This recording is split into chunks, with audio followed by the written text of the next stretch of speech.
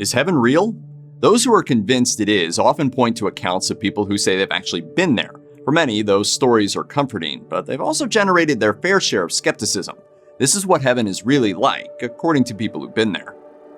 Daryl Perry claims he got a warning in the form of multiple messages saying that his time was coming, with one voice saying, "Son, you're going to have to die on my behalf." In 2007, after a sudden heart attack, the already God-fearing Perry says he began to float above his body, distantly watching his own wife perform CPR on his unresponsive form. Abruptly, he found himself in a warm, brightly lit heaven.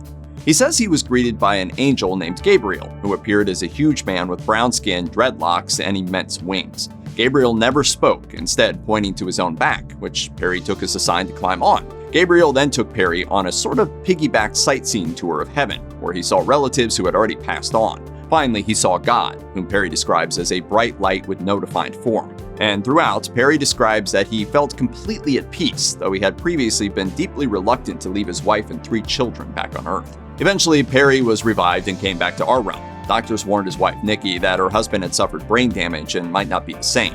Though he still experienced significant physical effects and required rehabilitation, Perry's mental faculties appeared to be intact. He's still able to communicate his memory of a serene and profound visit to the afterlife.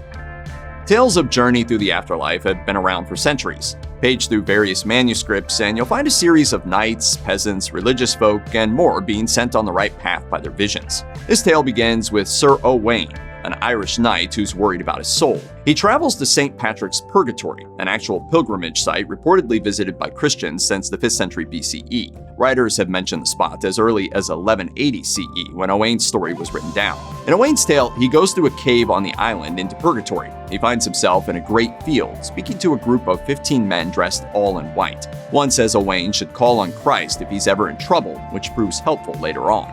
Like many medieval afterlife narratives, Owain spends quite a lot of time wandering through the torments of hell and purgatory.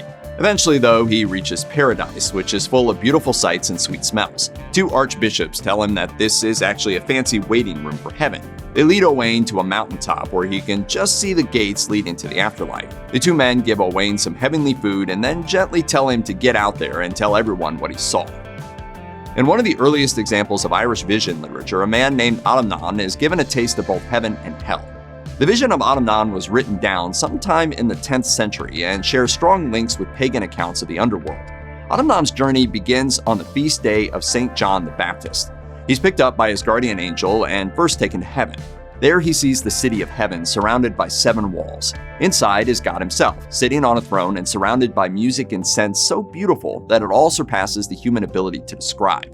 Just outside the heavenly city is a second settlement for those who aren't quite ready to enter the presence of God.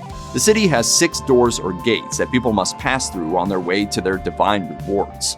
Every second of every lifetime is always recorded, and as each one ends, we sort of look at it. And then, if everybody agrees, you move forward.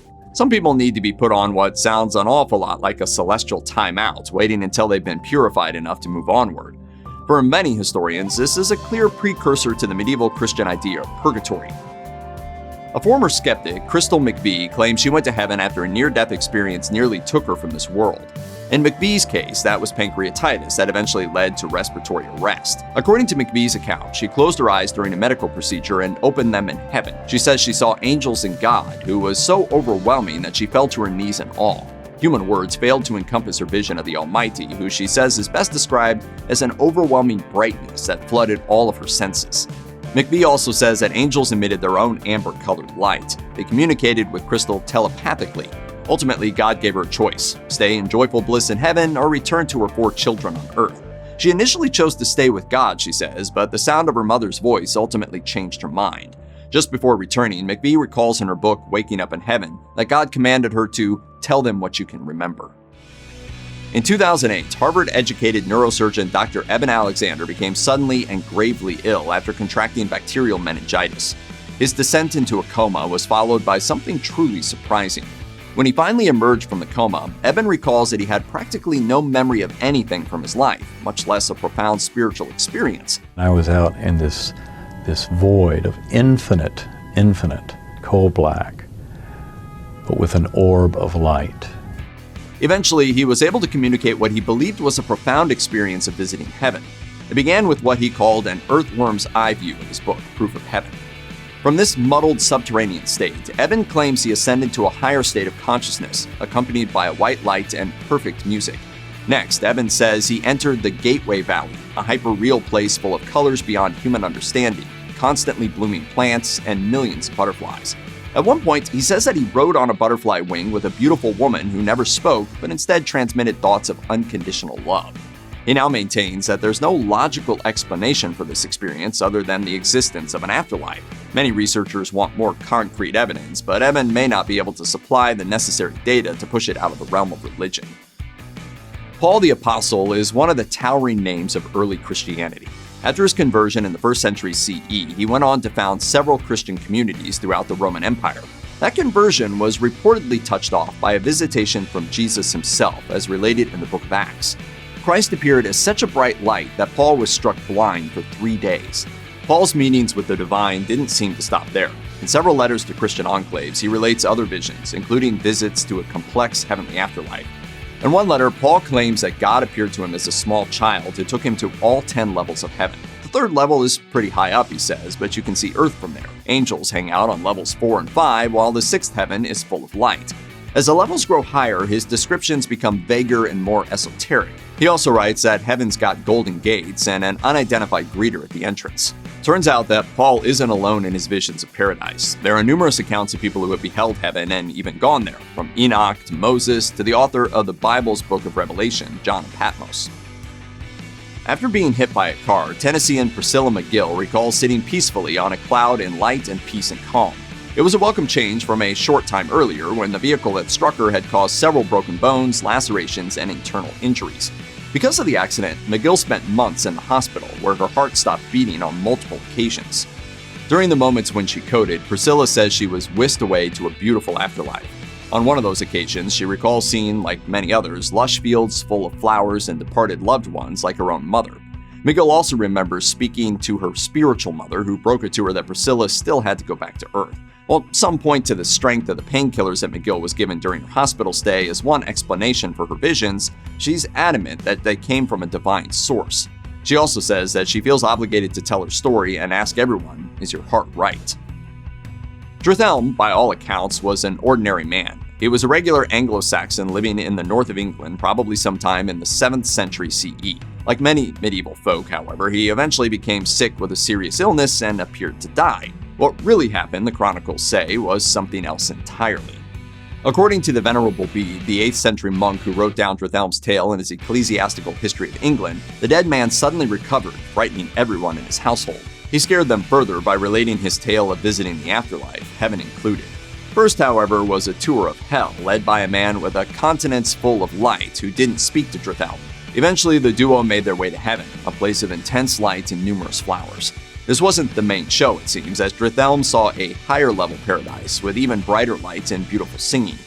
Unfortunately, his spiritual guide stopped suddenly at this point and then turned back, making it clear that the man wasn't ready to do more than glimpse the promise of heaven. 3-year-old Colton Burpo was pretty normal until a burst appendix sent him to emergency surgery. While his parents waited, surgeons worked on Colton until he was brought back from the brink of death. After Colton returned home, however, he claimed that he had briefly died and went to visit Jesus. His father, Todd, was so taken by the story that he turned it into a bestseller, Heaven is for Real, which was itself adapted into a movie of the same name in 2014. Colton's story emerged over the next few months. In it, he says that he went up to heaven and met Jesus, who gave him homework. Jesus also has a rainbow-colored horse. Angels flew around on wings and sang to the boy, who also got to meet John the Baptist, the Holy Spirit, and God himself. The details were so dramatic and extra-biblical that some questioned the whole affair. The details that really convinced the family were somewhat more mundane. Colton eventually said that he met his great-grandfather Pop while he was in heaven. Colton later identified Pop via a photo. He also says that he met a sister his mother had miscarried. Honey, who told you I had a baby die in my tummy? In heaven, this little girl came up to me. She told me she died in your tummy. That apparently came out, says the book, when they watched Colton and were surprised at his emotion over a seemingly non-existent sister. Heaven apparently smells wonderful and has an excellent band. This seems to be a common feature among accounts of visiting the heavenly side of the afterlife, and Don Piper's visit seems to be pretty similar. Piper says that his trip to heaven happened in 1989 after his car was hit by a truck, leaving him in a terrible state. His injuries were so bad that he didn't have a detectable pulse for 90 minutes. While paramedics were working on him and a passerby was praying over him, Piper claims that he was in heaven. Like so many others, Piper felt compelled to write down his experiences, publishing them as 90 Minutes in Heaven. Along with the beautiful music, Piper recalls seeing light reflected off the gates of heaven. While others with similar experiences have been vague about the source of the light, Piper says that it comes directly from the glory of God. Beyond the gates, Piper saw a city with gold-paved streets flooded with what he called, quote, the brightest colors my eyes had ever seen. He also reports seeing his grandfather, with whom he had been close, standing nearby to welcome him into paradise. Young Annabelle Beam had been suffering from a mysterious spat of medical issues for years. Doctors and her family alike were flummoxed until she finally received the diagnosis of pseudo-obstruction motility disorder. That was only so comforting, however, since her illness was rare and incurable. It looked as if Annabelle would be incapacitated for life. Things changed dramatically and unexpectedly in 2011. That's when Annabelle fell headfirst into a hollow cottonwood tree in her front yard. After she'd been trapped there for 5 hours, emergency workers were finally able to extract her. Shortly thereafter, the Beam family discovered that Annabelle's disorder had abruptly and permanently gone away. For quite a few families, that's enough to mark an event as a miracle or medical anomaly. What's even more striking for many is Annabelle's claim that she went to heaven while her body was trapped inside the hollow tree. As per Annabelle's account, heaven is a peaceful place with plenty of light and no pain. She also says that she met Jesus, who has brown hair and wears a white robe with a purple sash. Annabelle asked if she could stay, but Jesus told her that she had further business back on Earth. When she returned, her family, like others whose loved ones have gone through similar experiences, published a book. The resulting account, Miracles from Heaven, was released as a film in 2016. Check out one of our newest videos right here. Plus, even more grunge videos about mysterious and supernatural occurrences are coming soon. Subscribe to our YouTube channel and hit the bell so you don't miss a single one.